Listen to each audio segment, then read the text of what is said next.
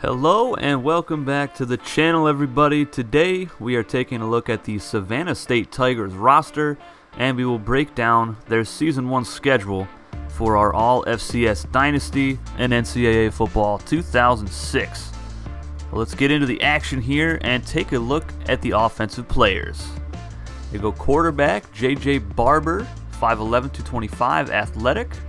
Another quarterback here, Jeremy Carroll, 6'5", 256, very accurate, smart player build.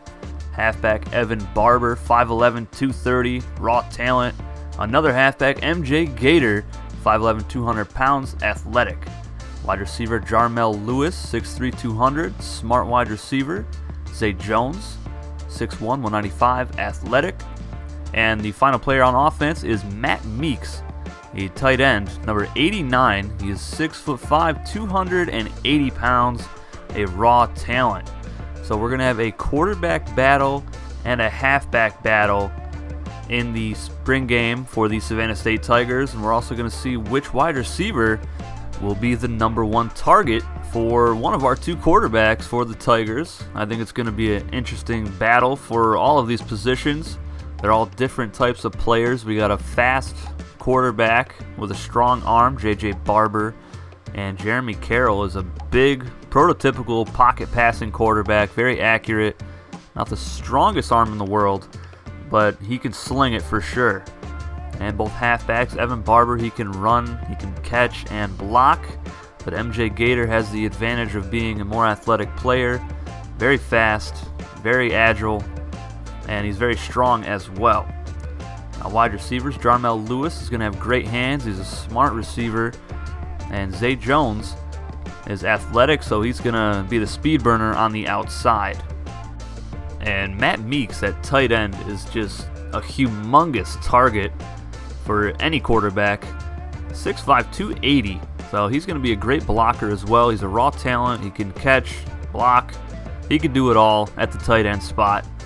But that is going to do it for the offense. Let's go ahead and take a look at the defense for the Savannah State Tigers.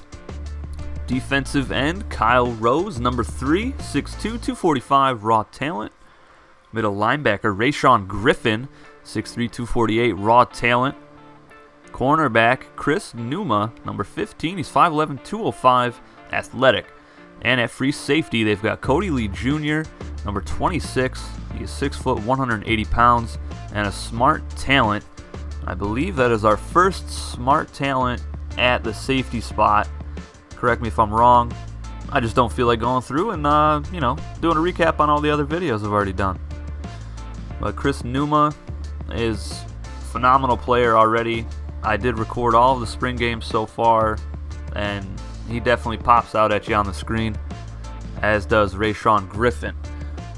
But their defense is going to be pretty solid, I think, even with only 4 players, because they have a defensive lineman, a linebacker, and a corner. So they got one guy on the outside and one guy deep. So I think they're going to have a pretty solid season on the defensive side. I think what's going to hold this team back maybe is having 2 quarterbacks. J.J. Barber and Jeremy Carroll will battle it out in the spring game.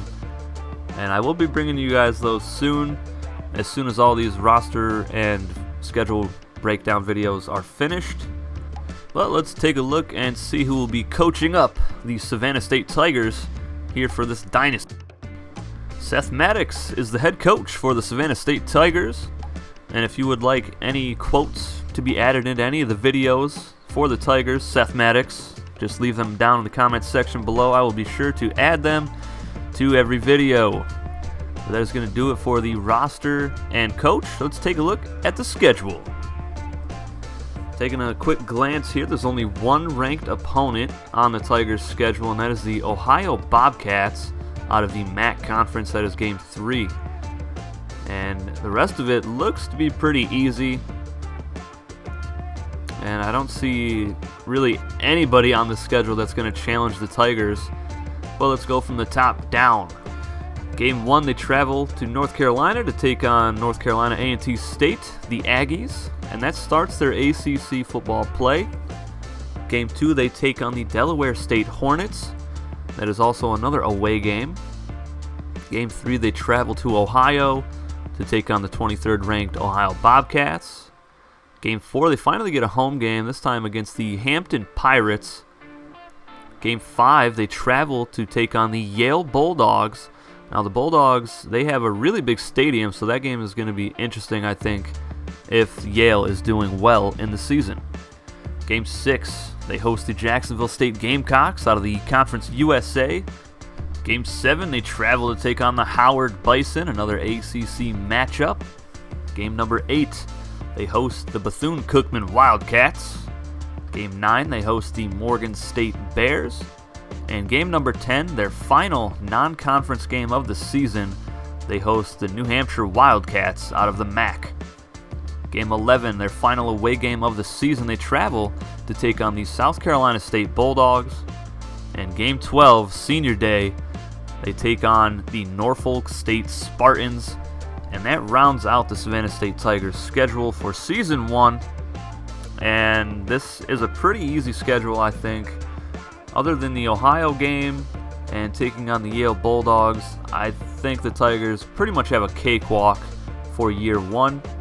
I think they're going to win a minimum of 10 games on the year. I really don't see them losing to any of these schools.